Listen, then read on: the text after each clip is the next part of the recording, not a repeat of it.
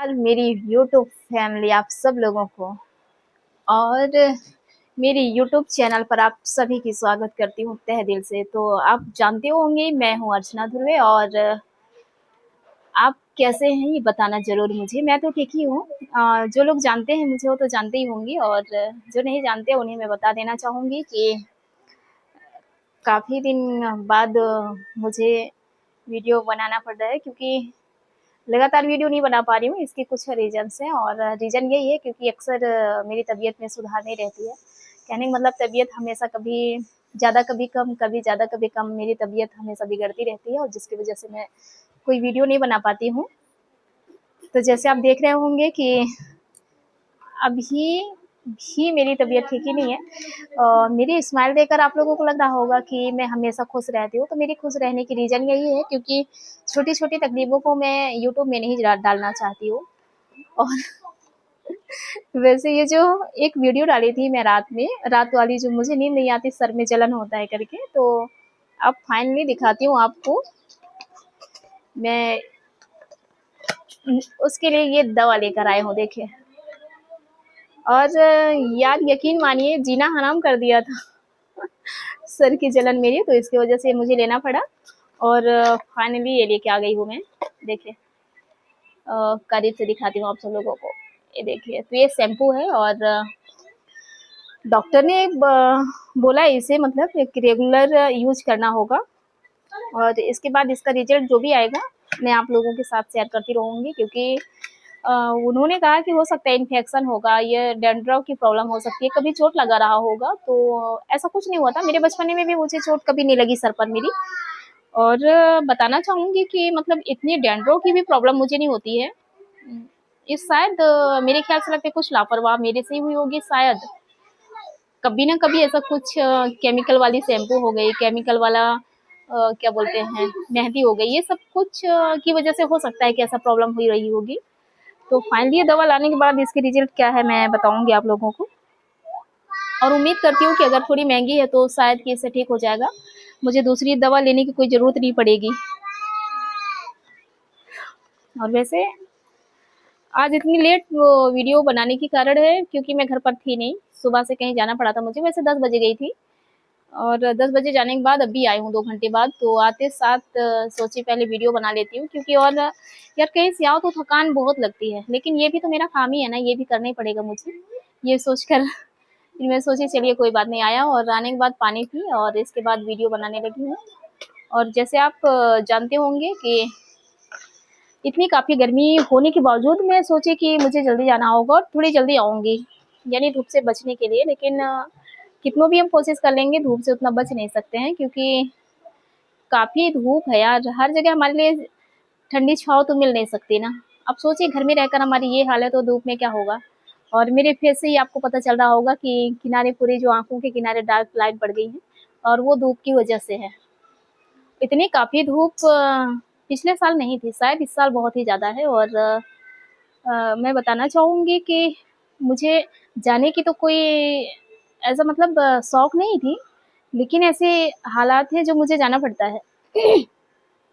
मेरे कहने का मतलब है कि मेरे हस्बैंड जी को टाइम तो बिल्कुल भी नहीं मिलती, वो सुबह 8 बजे चले जाते हैं और 8 बजे रात में ही आते हैं। तो बाहर की जो भी काम अगर रहती है छोटी-मोटी तो मुझे खुद से करना पड़ता है और इसी वजह से मुझे जाना पड़ा था। जैसे मेरे काम नहीं थी, वो हस्बैंड जी का काम था, लेकिन उन्होंने कहा कि आप चली जाओ, तो मैं बोली ठीक है कोई बात नहीं। तो सुबह में उनके लिए टिफ़िन-विफ़िन तैयार किया मैंने और उसके बाद रेडी हो गई और चली गई। तो कहीं भी जाने का तो शौक सही रहता है कि चले यार हम जाएँगे, थोड़े हमारी टाइम बीतेगी और अच्छे से आ जाएँगे करके। तो वैसे ही मैं भी सोची कि ठीक है जा रही हूँ, थोड़ी घूम के आती हूँ। लेकिन घूमने की छोड़ दीजिए, घर आने तक की हिम्मत नहीं हो रही थी, इतनी ज़्यादा तकलीफ़ होने लगा था धूप से। पर अच्छा हुआ था रास्ते में एक जूस वाला भैया मिला, तो मैं कहा उनसे कि भैया मुझे 1 गिलास जूस दे दीजिए करके। तो उन्होंने 1 गिलास गन्ने का जूस दिया और जूस पीने के बाद थोड़ी राहत मिली मुझे। और 2 कदम आगे फिर देखी तो वहाँ नारियल पानी वाला भी था और नारियल पानी भी मुझे पीना था क्योंकि नारियल पानी से मेरे सर में जो जलन होती है वो काफ़ी ठंडक मिलती है, यानी राहत मिलती है मुझे। तो मैं बोली उनसे कि नारियल पानी कितने का? तो उन्होंने एक बोला 70 रुपए का। ज़्यादा बड़ा नहीं था यार, छोटा था, इतना रहा होगा। उसमें मेरे ख्याल से लगती है जो हाँ, कप, छोटी कप जिसमें हम चाय पीते हैं ना, उतने कप में 1.5 कप शायद उसमें पानी रहा होगा। तो उन्होंने 70 रुपये बोला, तो मैं बोली रहने दीजिए यार, कोई बात नहीं है। फिर मैं नारियल पानी पीना कैंसिल कर दिया और जूस ही पीकर आ गई।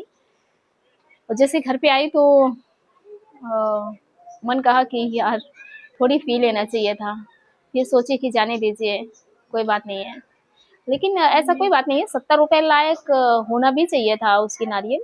नारियल काफ़ी छोटी थी और तो उसमें पानी बहुत ही कम था।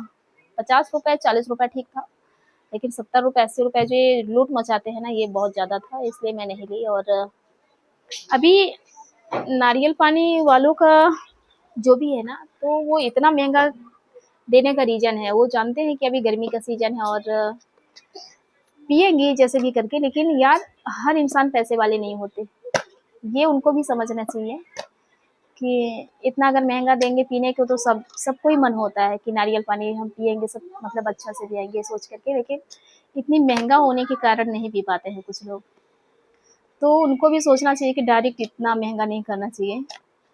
लेकिन ये जो एक बीच में पहले आते थे वो भैया ठीक था, कहने का मतलब वो 40 से 45-50 रुपए के अंदर नारियल पानी दिया करता था। लेकिन ये जो अभी आया था मेरे ख्याल से लगता है नया था सोसाइटी में, और इसकी वजह से इतना महंगा दिया। तो वैसे मैं पी नहीं, और नारियल पानी पीना किनको अच्छा लगता है बताना ज़रूर। ऐसे यहाँ तो महाराष्ट्र में नारियल पानी फ़ेमस है, जैसे बड़ा पाव फ़ेमस है ना, वैसे ही नारियल पानी भी बहुत फ़ेमस है यहाँ पर। हर छोटे बच्चे, बूढ़-बुजुर्ग लोग यहाँ पर नारियल पानी पीना पसंद करते हैं। और ऐसे काफ़ी जो गाँव वाले हैं ना, तो उनके घरों में तो पेड़ भी लगी हुई है काफ़ी बड़ी-बड़ी, लेकिन वो बेचते नहीं है नारियल, क्योंकि वो सब्ज़ी में यूज़ करते हैं ना। और जैसे हम सब्ज़ी में यूज़ नहीं करते हैं, तो नारियल पानी पी लेते हैं जैसे, और खीर वगैरह और कुछ भी काम में हम यूज़ करते हैं, वो सब्ज़ी में ज़्यादातर करके यूज़ करते हैं। इसकी वजह से वो बेचते नहीं हैं, पूरी तरह से नारियल पक जाती है ना, तो नारियल पकने के बाद वहाँ जैसे कोई भी सब्ज़ी बनाते हैं वो लोग, तो उसमें वो डालते हैं, इसकी वजह से। और ये बाहरी से लेकर जो आते हैं, तो ये काफ़ी महँगा देते हैं। इसकी वजह से इन लोगों का, उनका भी ठीक है, कोई बात नहीं कि वो लोग धूप में बैठते हैं, धूप में खड़े रहते हैं, गाँव-गाँव चलते हैं। ऐसे मैं ये नहीं बोलती कि मतलब एकदम ही सस्ता दो, उनका भी मेहनत रहती है पूरे दिन का, मालूम है।